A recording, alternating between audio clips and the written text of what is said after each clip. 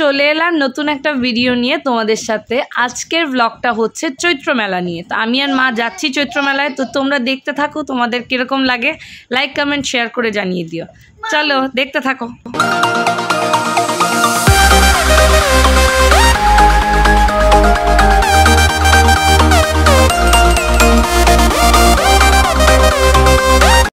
তো এখানে তোমরা দেখতে পাচ্ছ প্রচুর লোক, মানে ভিডিও করে করে কথা বলাটা তো সম্ভবই না, তাই আমি মানে পরে দিয়ে ভয়েস ওভার অ্যাড করছি।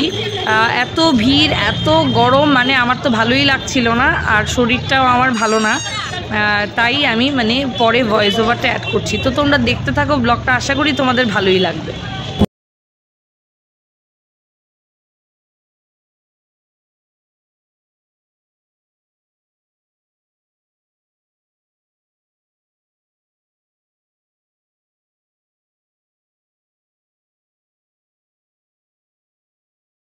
মানে আমি তো ভেতরে যাইনি, এত ভিড়, ভেতরে যাওয়ার মতো কোনো অবস্থাই নেই।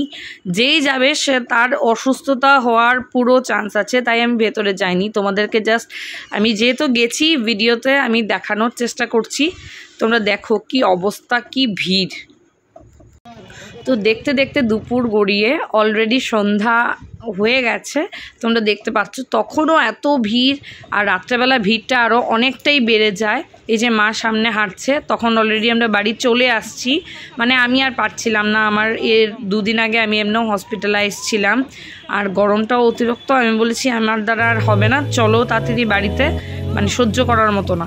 তো এই ছিল ছোট একটা ব্লগ। তোমাদের ভালো লাগলে প্লিজ লাইক কমেন্ট শেয়ার করে দিও, আর আমার চ্যানেলটাকে সাবস্ক্রাইব করে দিও, আর পিতাস ডেলি ব্লগ 41।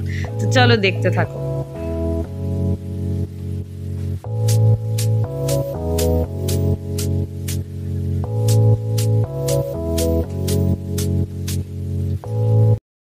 আমার বাড়ির কাছাকাছি মোটামুটি আমি চলে এসেছি, কিন্তু এরপরেও এত ভিড়। তোমরা দেখো কি অবস্থা, জ্যাম লেগে মানে একদম রাস্তায় এই পাশ থেকে ও পাশ যাওয়ার মতো কোনো সুবিধা নেই। তো টাটা, আজকের ব্লগটা এখানেই শেষ করছি।